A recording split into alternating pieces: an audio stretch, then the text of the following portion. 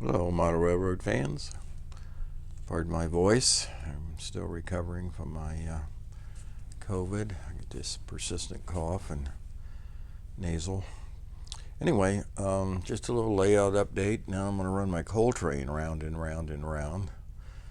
And so I've been putting grass in on my hills. Got some grass underneath there. I need to get some stones and some sand to do a dry creek bed. Over here, I've done these. I need to put some more of these clump bushes on them.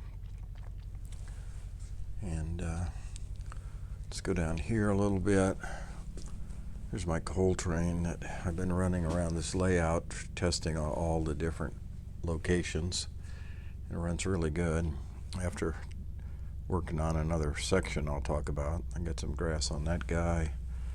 Putting grass over here.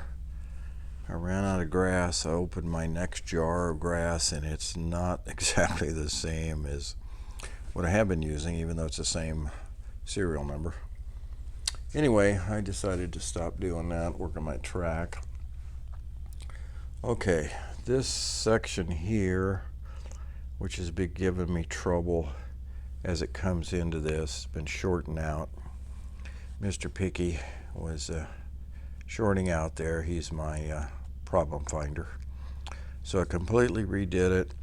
I soldered my track together all the way up to here, and then I cut joints with my Dremel here, because I have this section here is one electrical block, and this one over here is a different electrical block, so I had to isolate those two blocks.